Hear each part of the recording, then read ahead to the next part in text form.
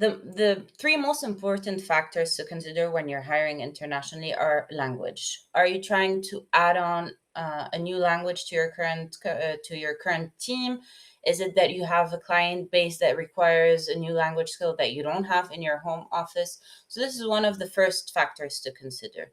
Second one would be time zone. Are you looking to grow your team internationally, but still being on the same time zone so you can work still on the same schedule, or are you looking to kind of cover up um, a different time zone so that you can cater to your clients internationally and be able to cover the full 24/7? The third and most important one would be understanding the labor market. What I mean by there is understanding regulations, taxes, compliance, and um, the employment contracts, how they work. So if you're looking to hire somebody, let's say you're looking to hire in Germany, normal notice period there would be on average of 6 months. Would you be willing to wait for these 6 months before you hire, or are you looking to hire somebody maybe in Europe that can onboard faster? And there you could maybe look into Spain, where the notice period is usually of 2 weeks. So these are important factors to consider before and understand before you decide on where you want to hire.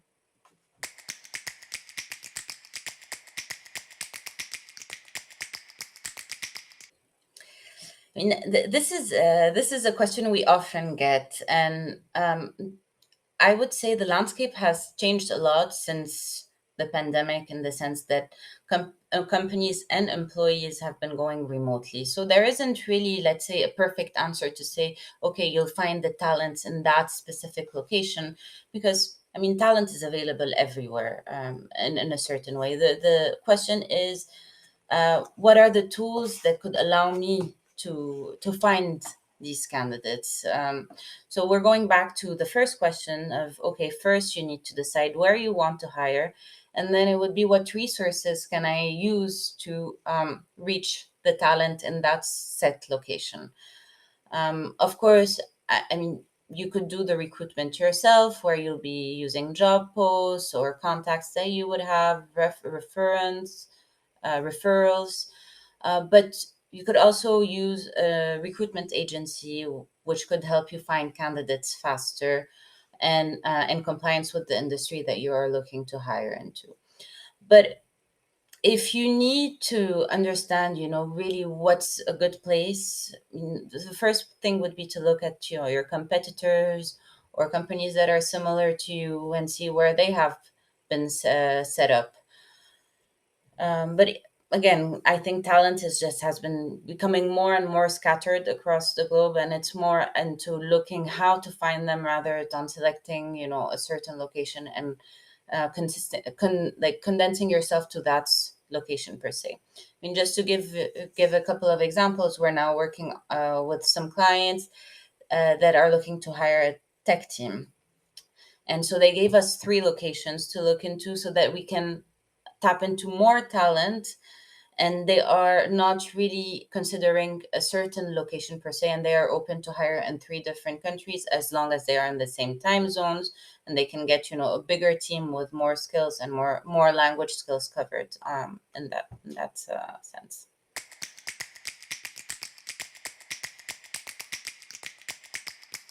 There are a lot of reports that can be found online, salary benchmarking reports, which is a good place to start with.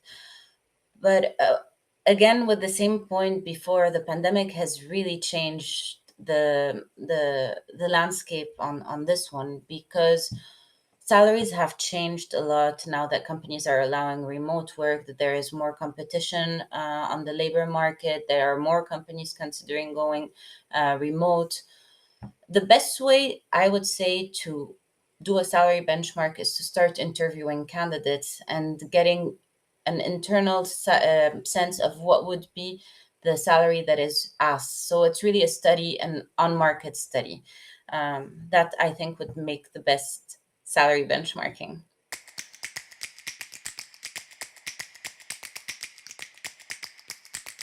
That is a great question, and it should be done from the beginning. There is no time to waste on this, and I think setting up a PEO and the recruitment process should go in parallel together. Um, the PEO is, the possibility to hire people internationally just with being in compliance, and you kind of outsource that role to somebody else, to another company like us, to do that work for you.